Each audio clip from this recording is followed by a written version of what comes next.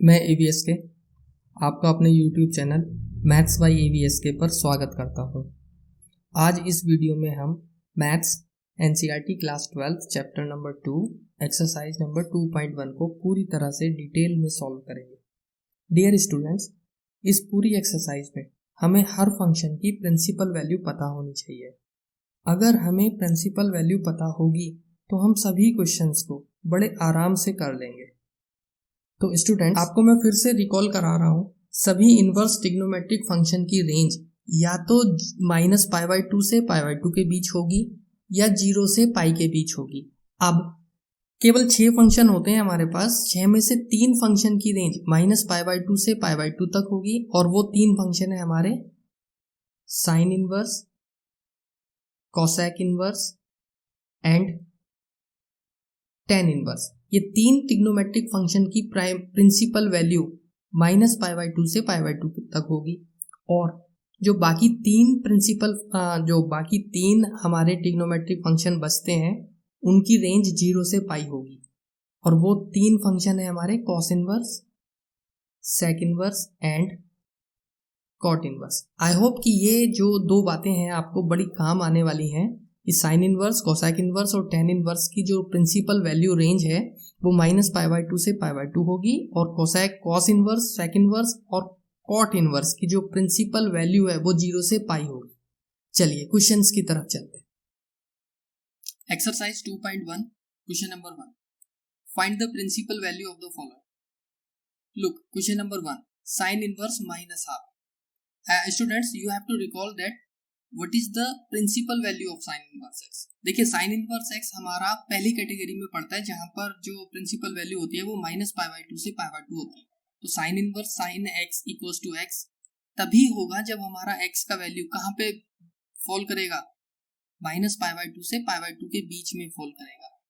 तब हम sine inverse sine X को एक्स लिख सकते हैं। Look, sine inverse -1/2 could be written as sine inverse minus sine π/6। देखिए, साइन π/6 की वैल्यू कितनी होती है, हाफ होती है। तो हाफ को हम किससे रिप्लेस कर सकते हैं, साइन π/6 से।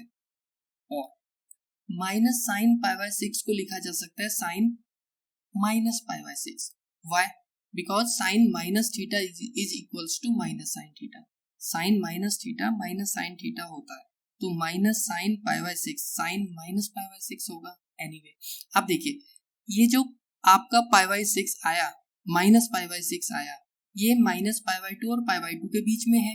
अगर ये -π/2 और π/2 के बीच में है तो हमारा ये आईडी लगेगा और इस आईडी के हिसाब से क्या होना चाहिए, साइन इनवर्स और साइन कैंसिल आउट हो जाएगा और व्हाट लेफ्ट, -π/6। तो -π/6 is the answer of this question. Come on to question number 2। Here cos inverse √3/2। फिर से cos इनवर्स x का जो प्रिंसिपल वैल्यू होता है वो 0 से पाई के बीच होता है। तो बच्चों, अगर x की वैल्यू 0 से पाई के बीच होगी तो cos इनवर्स cos x होगा। चलिए करते हैं शुरू। तो cos इनवर्स √3/2, √3/2 किस cos की वैल्यू होती है स्टूडेंट्स, इट इज cos π/6। आप फिर से देखिए, π/6 0 और पाई के बीच में है क्या, π/6 की वैल्यू 0 और π/6 के बीच में है क्या, बिल्कुल है। अगर है तो ये आईडी आपकी लगने वाली है, तो cos इनवर्स cos π/6 π/6 होगा। This is the required answer. Move to question number 3। Question number 3, cosec inverse 2। Look students, cosec inverse x, cosec inverse cosec x equals to x होगा अगर x का वैल्यू -π/2 टू π/2 -0 होगा। ये जो -0 इसलिए लिखा जाता है क्योंकि cosec इनवर्स 0 डिफाइन नहीं होता, बिकॉज साइन 0 तो 0 होता है बट cosec 0 डिफाइन नहीं होता है, इसलिए हम 0 को एक्सक्लूड कर देते हैं। ये कंफ्यूज करता है, इसलिए हमने पहले से ही बोला हुआ है कि cosec इनवर्स x की जो प्रिंसिपल वैल्यू होगी वो -π/2 से π/2 तक होगी। जब थोड़े से हम एक्सपर्ट हो जाएंगे तब बोलने लगेंगे कि 0 पे cosec इनवर्स x एग्जिस्ट नहीं करता, तो उसे निकाल देते हैं। चलिए, तो cosec इनवर्स 2, किस cosec की वैल्यू 2 होती है बच्चों, cosec 30 की वैल्यू 2 होती है, यानी कि cosec π/6 और π/6 तो -π/2 और π/2 के बीच में है, 0 नहीं होना चाहिए, 0 नहीं है, तो आंसर कितना हो गया, π/6। Next question, question number 4, tan inverse -√3। फिर से देखते हैं, tan inverse tan x, x होगा अगर x की वैल्यू -π/2 और π/2 के बीच में होगी। तो देखिए, tan inverse minus root three, किस टेन का वैल्यू रूट थ्री होता है? It is 1060 means 10 pi by three, radian में हम चलते हैं तो minus 10 pi by three, minus तो पहले से है, रूट थ्री को हमने रिप्लेस किया 10 पाई बाई थ्री से। अब माइनस 10 थीटा कितना होता है students? It is minus 10 theta equals to 10 minus theta, as 10 minus theta equals to minus 10 theta. तो माइनस 10 पाई बाई थ्री को लिखा जा सकता है 10 minus pi by three. Finally minus pi by three belongs to minus pi by two to pi by two. Principal value branch में आगे आया तो ये आईडी आपकी चलने वाली है। तो देखो हेल्पफुल हो रहा है, हमें ये मेमोराइज करके रखना होगा प्रिंसिपल वैल्यू ब्रांच क्या होती है हमारे ट्रिग्नोमेट्रिक फंक्शंस की। क्वेश्चन नंबर 5 की तरफ को मूव करते हैं। Now here is question number 5, cos inverse minus half. So cos inverse cos x equals to x होगा when x equals to what? याद आ रहा है आपको? यस, इट इज 0 टू पाई।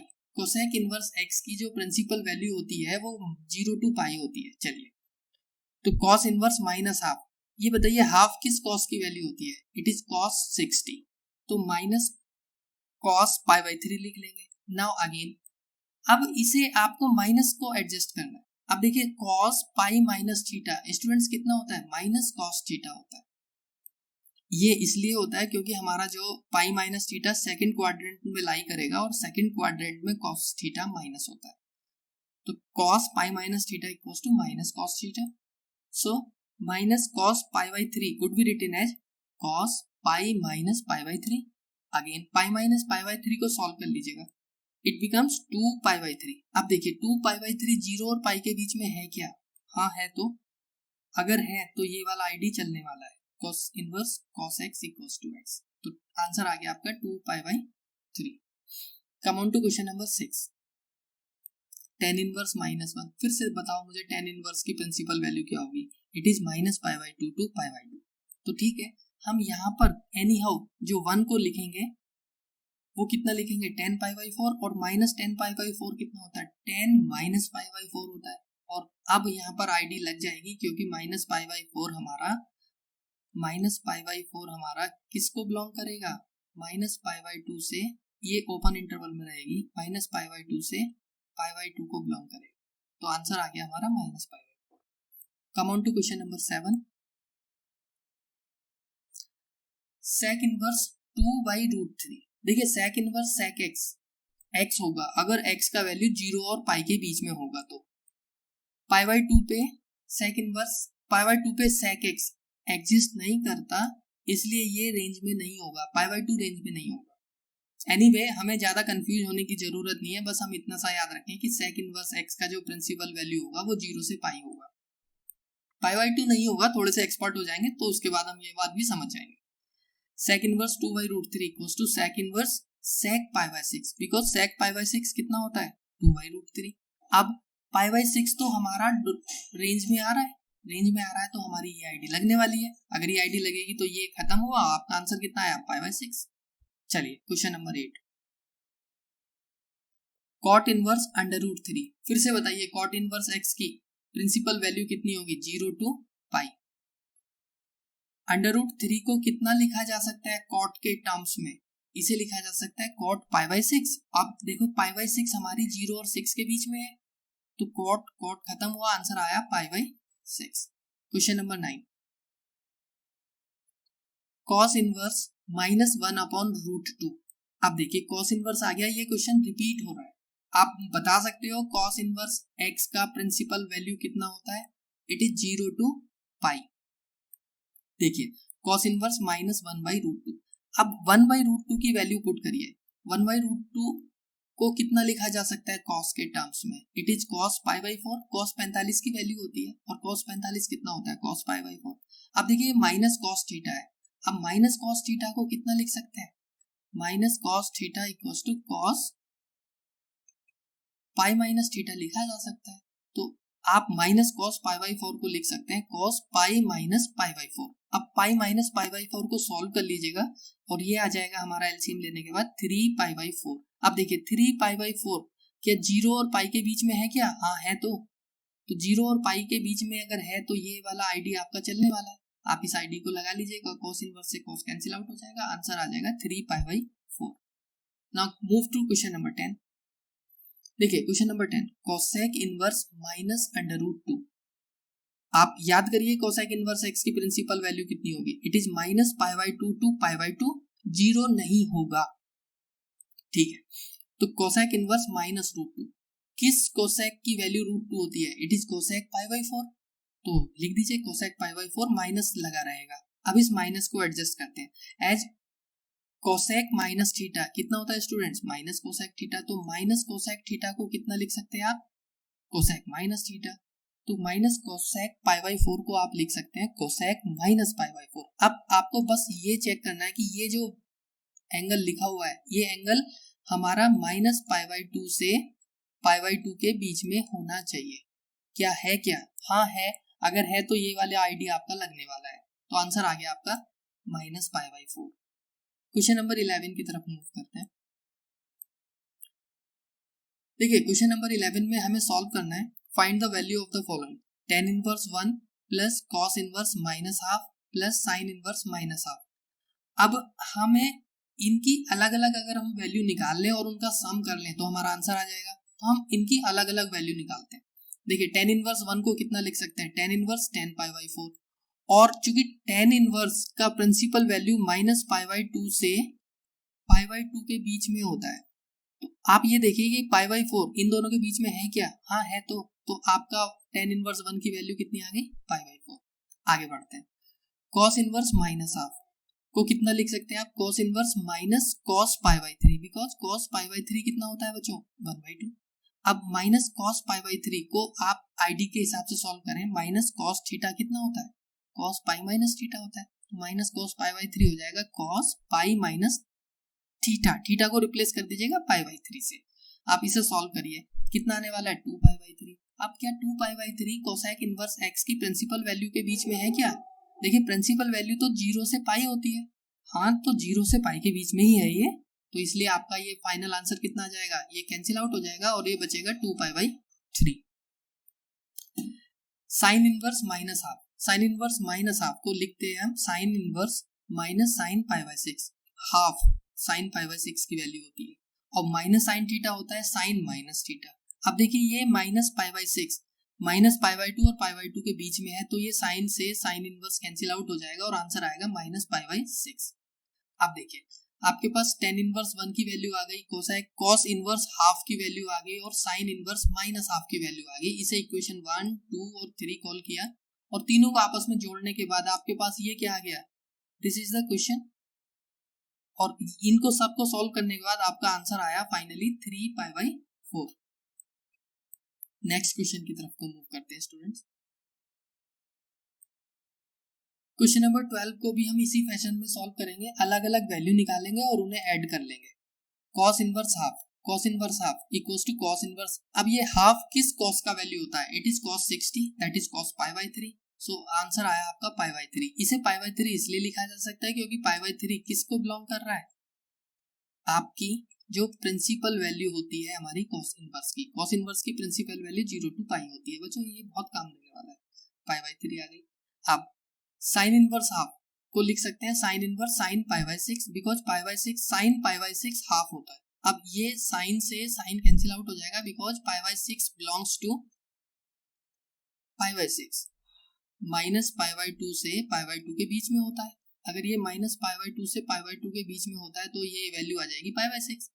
अब आपको साइन इनवर्स हाफ तो निकाल लिया, लेकिन आपको किसकी वैल्यू निकालनी है, 2 साइन इनवर्स हाफ की, तो आप इसे पूरी इक्वेशन को किससे मल्टीप्लाई कर दें, 2 से मल्टीप्लाई बाय 2 बोथ साइड, तो 2 साइन इनवर्स हाफ जो कि रिक्वायर्ड है, ये कितना हो जाएगा π/6 into 2 दैट इज π/3।